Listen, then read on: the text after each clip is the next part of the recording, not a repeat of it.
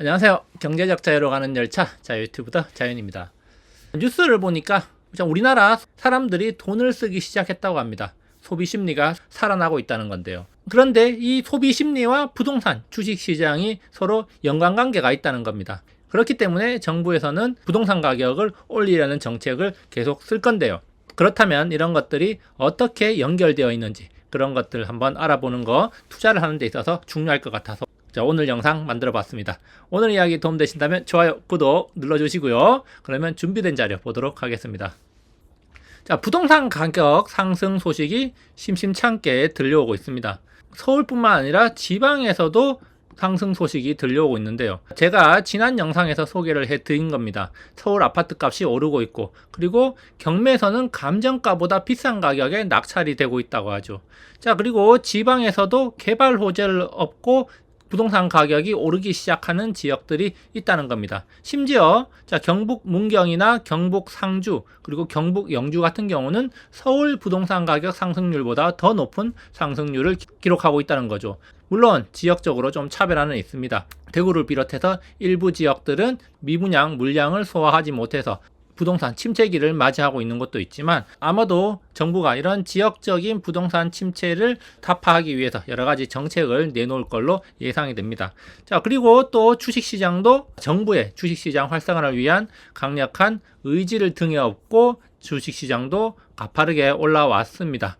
그리고 증권사의 고객 예탁금도 굉장히 많이 증가했는데요. 민주당은 코스피 5천이 특위를 구성해서 주식시장 제도를 개선하겠다고 이야기를 했고, 주식으로 생활비 버는 나라를 만들겠다, 다시 말해서 부양시키겠다, 이런 이야기를 했습니다. 부동산도 오르고 주식도 오르고 많은 돈들이 예금에서 부동산 시장과 주식 시장으로 흘러간다는 이야기 들으셨을 건데요. 그런데 지금 더 중요한 거, 바로 소비 심리가 살아나고 있다는 겁니다.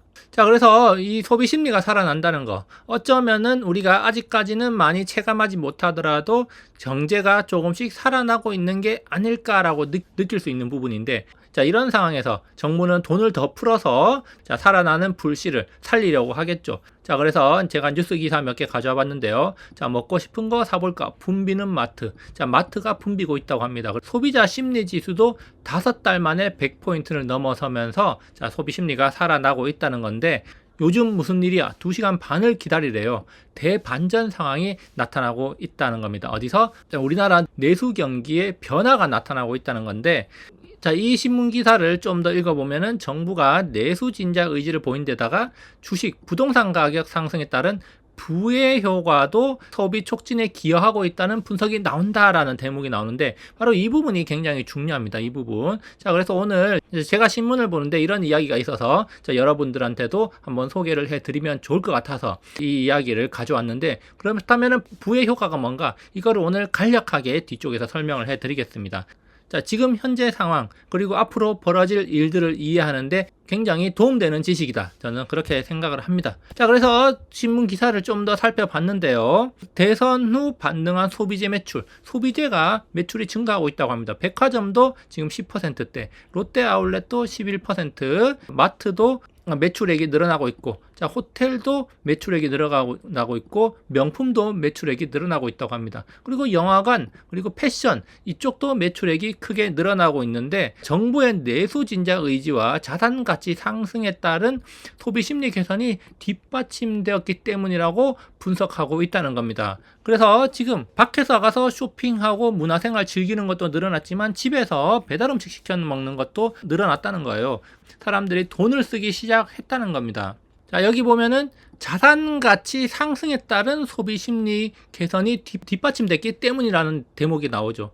그러면서 지금 이제 시청자분들께서는 자산 가치 상승 별로 일어난 것도 없는데 실제로 내가 돈 버는 건 똑같은데 뭐가 좋다는 거지? 라고 생각할 수 있겠는데, 이 자산 가치 상승이라는 거, 이 대목이 중요하다는 겁니다. 그래서 이렇게 자산 가치 상승이라는 것은 대선 이후에 급등한 주가와 부동산 시장이 그 배경이라는 건데, 자산 가치가 단기간에 치솟으면 부자가 됐다는 착시에 빠져서 사치제 소비가 늘어난다. 그래서 실제로 명품 브랜드인 샤넬의 매출액이 전년 동기보다 46%나 증가를 했고, 그 외에 브랜드들도 매출 증가세가 뚜렷하게 나타났다는 겁니다. 여기 보면은 세종대 김대종 경영학부 교수는 코스피 지수가 3,000 가까이 오르고 집값도 뛰자 사람들이 돈이 생겼구나라고 생각할 수 있다며 소비 심리가 개선된 것이라고 말했습니다. 자, 이게 바로 부의 효과라는 건데요. 실제로 내가 벌어들이는 돈이 나의 자산 가치가 증가했기 때문에 내가 돈을 많이 번 것처럼 느껴지는 겁니다.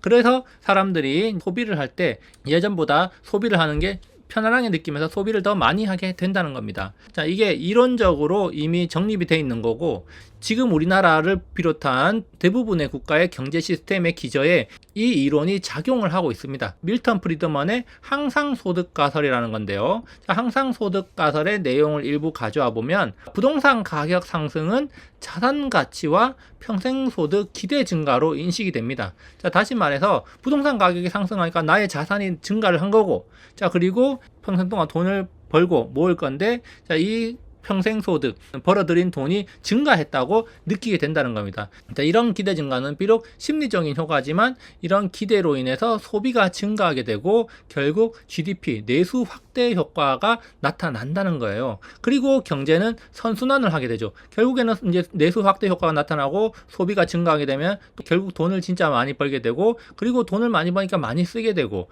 자, 그러면 많이 쓰면 더 경제가 살아나고, 그래서 결국에는 경제의 선순환 효과가 나타난다는 겁니다. 이게 바로 지금 우리나라를 비롯한 대부분의 국가의 경제 흐름의 기저에 깔려 있고, 부동산 또는 주식시장을 부양시키면 이런 효과가 살아나면서 소비가 진작되고 경제가 살아난다는 겁니다. 자, 그렇기 때문에 정부는 부동산 상승을 원한다는 거예요.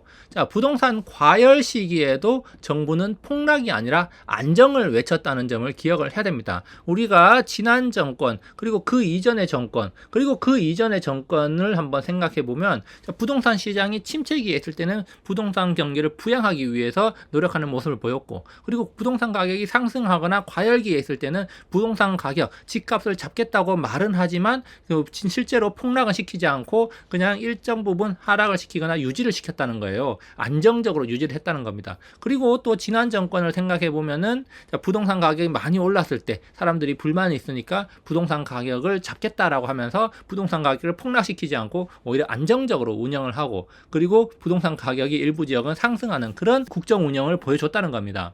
결국 그 어떤 정부도 부동산 시장 침체, 폭락을 바라지 않는다는 겁니다.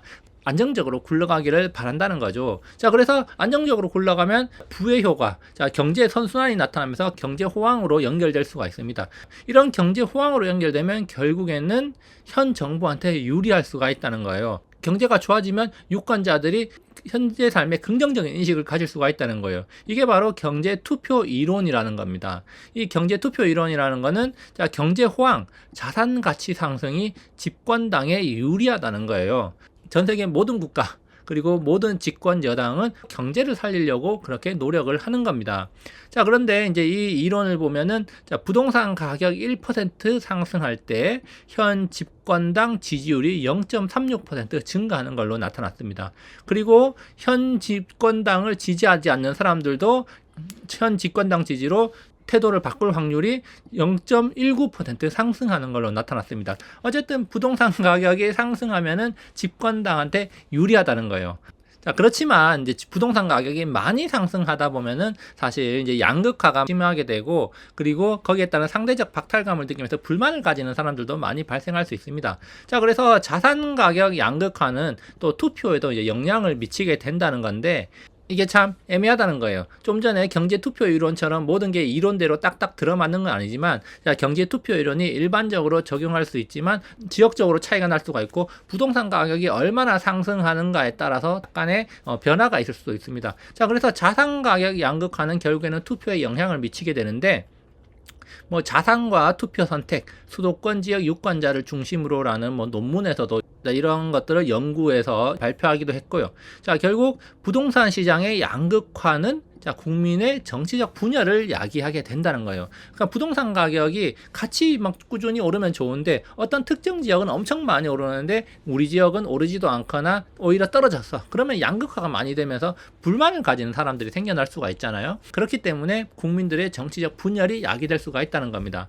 그리고 여기에서는 또 한 가지 어떤 특정한 현상이 나타나는데, 자산 수준이 높을수록, 그러니까 자산을 많이 가지거나 집값이 많이 올라간 사람일수록 보수 정당 지지 확률이 증가한다고 합니다. 자, 그리고 자산 격차에 따른 이념 편향이 뚜렷해지는 경향이 있다는 거죠. 결국에는 자산 가치가 많이 올라가거나 자산을 많이 가진 사람들은 보수 정당을 지지할 확률이 증가하는데, 자산 격차가 많이 나면서 그렇지 못한 사람하고 이념 편향이 뚜렷해지면서 여기서도 정치적 양극화가 나타난다고 합니다.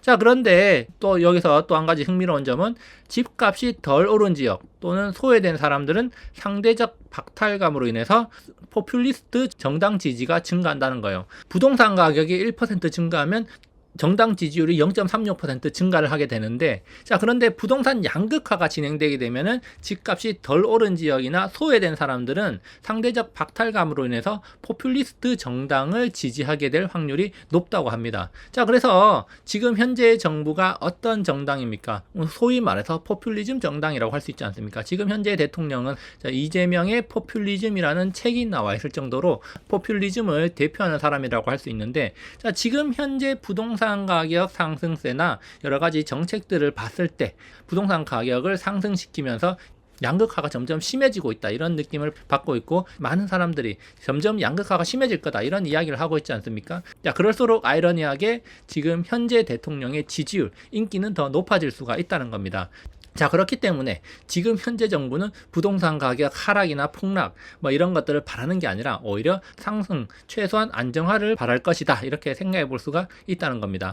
자, 그래서 정리를 해보자면, 현대 국가의 경제 시스템 기저에는 밀턴 프리드먼의 항상 소득 가설, 그리고 모딜리아니의 생애주기 가설을 기본으로 깔고 있습니다. 이런 이론은 부동산 가격의 점진적 상승을 전제로 하고 있고, 부동산 가격이 상승하면 사람들의 소비 심리가 개선되어서 소비가 증가하고, 그러니까 이런 것들이 경제 선순환을 만들면서 경제가 원활하게 굴러간다, 이런 내용인데요. 자, 이것을 바탕으로 경제가 활성화되고 부동산 가격이 상승한다면은 부차적으로 현 집권 정당에 유리해질 수가 있다는 겁니다. 자, 지금 우리는 포퓰리즘 시대에 진입을 했고, 그리고 전 세계적으로 돈풀기 기조가 계속되고 있다는 점을 생각하시기 바랍니다. 그렇기 때문에 부동산 가격 하락을 기대하면 안 된다, 저는 이렇게 말씀드리고 싶고, 그렇기 때문에 지금 상황에서 우리가 어떻게 해야 될지, 어떻게 투자를 해야 될지, 그런 것들을 조금 고민해야 되지 않나, 이렇게 생각이 됩니다.